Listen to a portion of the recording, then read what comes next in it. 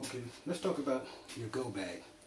Your go bag is what you use to store things, provisions, and other things you may need in case of a national emergency of some type, you know, terrorist attack, tornado or something. You can't get back to your place of residence, and the only thing you have is what you brought in your car. So these are the things I put in my go bag, and I go through each one of them one at a time and tell you why. Primarily, you have to have a source of water. You have to have water, because without water, things are going to get very critical very fast. You have to be warm, so always carry fire ribbon. You just press that stuff out on whatever you want to set ablaze and put a match to it. You know, you have a source of fire for heat and for cooking food and things of that nature. You want to be in communications, so I carry one of these hand crank solar radios. This particular model here also will charge my cell phone. It has a flashlight in addition to AM FM radio. It has a lot of features, and this is very important because this will allow me to know how critical of a situation I'm in. If it's just something that's local, I know I can anticipate someone coming to my rescue within a couple of days. But if it's something national, if we've been hit hard, I know I need to change my thinking to more long term. So communications is very important. In the military, we like to say you need to have your bullets, your beans, and your band-aids. Okay, so we've talked about our communication, so let's talk about the bullets, beans, and band-aids. Bullets. I always carry my 9mm. You know, it has, this is a Taurus, has a 15-round clip. I keep this thing in my go bag, but what I also do is I clean it at least once a month and oil it, because since it is a semi-automatic weapon, I don't want it jamming up on me or being rusty or something when I need it. So I keep that weapon with me. So hopefully I won't need it, but if we're in a bad situation and there's a complete breakdown of law and order, a firearm isn't the worst thing to have access to. And I also carry 30 additional rounds of ammunition. These are the two things I hope I don't need, but it's like insurance. It's better to have it and don't need it than to need it and don't have it. Bullets, beans. I carry 3 meals of meals ready to eat, military provisions. These things will keep for a number of years, and so I keep these in my go bag. I keep 3 of them in my go bag. So I'd have to cut down on my eating. I wouldn't be able to eat like everything is like a normal day. I would probably eat 1 of these a day and try to make them last. Band-aids. I have a first aid kit.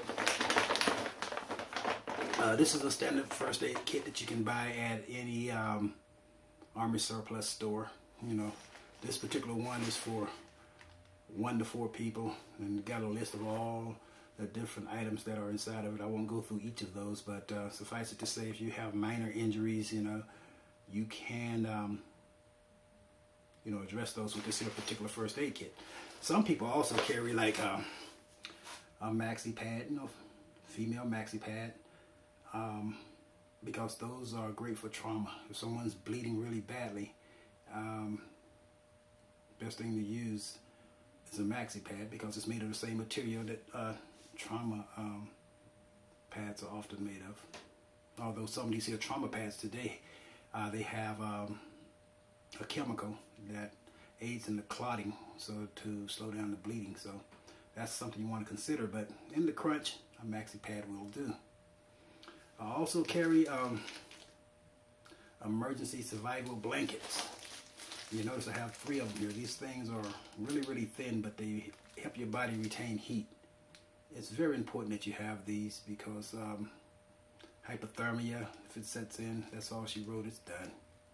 And I carry 3 in case I'm not alone. You know, if there's a couple other people in the vicinity when the stuff hits the fan, I will at least be able to help a couple of people and, you know, at least get them on my side, you know, if that becomes necessary. And just to be a good Samaritan or an all-around nice guy if the situation allows me to do so. Also, I carry a poncho. This will keep the rain off of me. If I'm in a situation and it's raining, being wet and cold is the worst situation you can find yourself in a survival situation. You don't want to be wet and cold. This poncho can definitely keep you from being wet. And I also carry different type of cord, because I can actually stretch this out and use the poncho and make a little makeshift tent if I need to. And have my emergency blanket on to keep myself warm, and have myself a little fire going to make sure that I don't lose all my heat. So these are very important things to have in your go bag. You can use these items, or you can pick items that you want, you know, but these are things you need to consider. I'm just talking about things you need to consider. I have a good knife, a buck knife. Some people carry a standard survival knife. I like buck. It's a good knife for most situations that will occur. Not all, but most, I would say. And of course, you got a knife. You're gonna have a knife sharpener. So if my blade gets dull, that is something that I can use to sharpen it, the knife sharpener. Okay. I also have a little dry box that I like to keep. In my little dry box, I keep a survival candle. This survival candle will last for 36 hours. You know, it comes with matches so that I can light it. You know, and if you're in an enclosed environment, lighting a candle will not create a lot of heat, but it'll keep that space reasonably warm.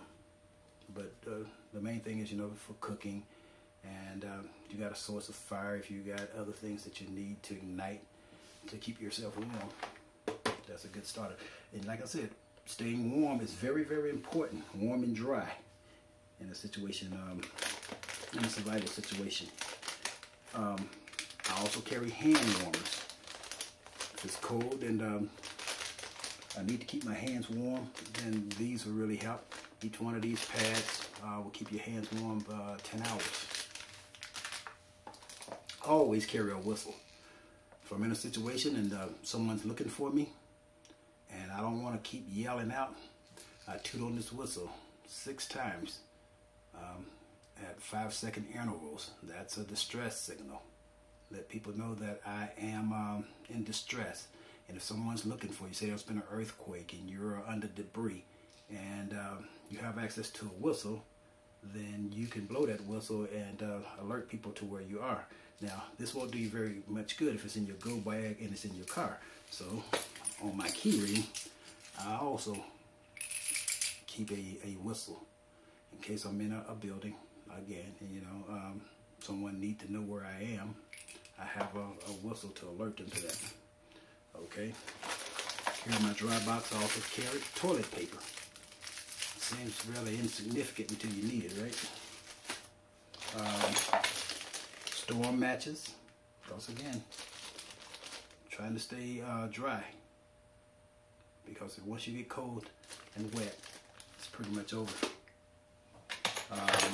Another fire starter. And, you know, these are just different ways to start a fire in case one is not working, if my matches get wet or I lose them, or you know, whatever happens. I got other sources of starting a fire. This is a magnesium fire starter. And you want to practice using these things before you need them also.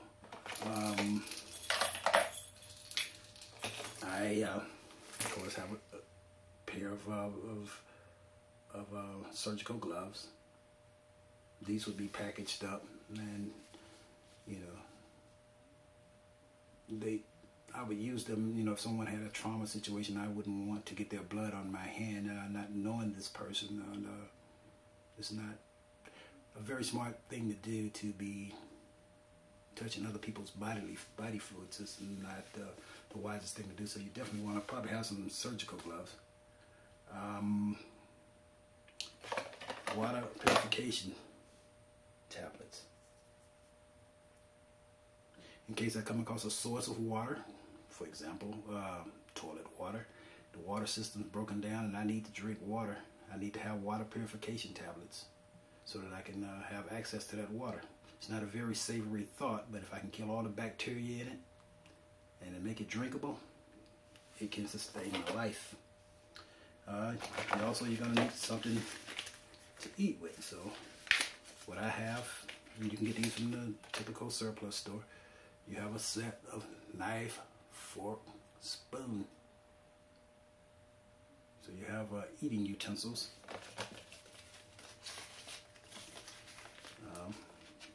That's a pretty good convenience. And in addition to my knife, I have another cutting tool.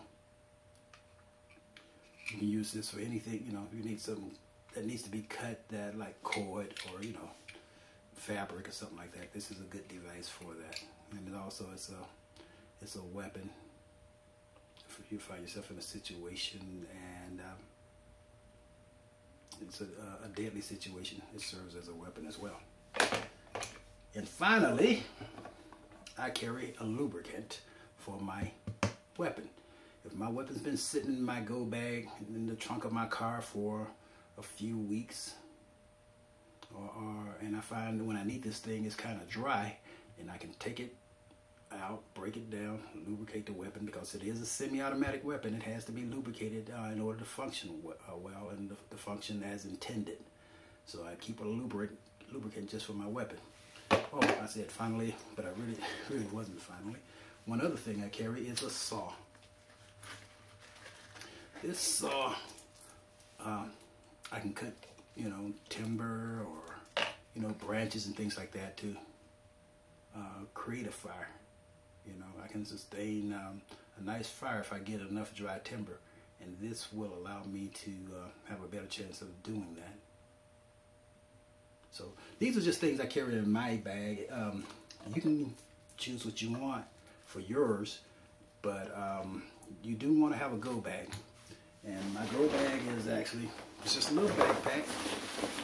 And you know, I load all these items in it, put it in the trunk of my car, and no matter where I go, I know that if there's any type of emergency situation and I'm not able to get back home, I'm not immediately just out of the game. I just have to jump into survival mode and utilize the things that I have prepared for that emergency. So hopefully this information is helpful to you. And till next time, keep the powder dry and stay locked and loaded.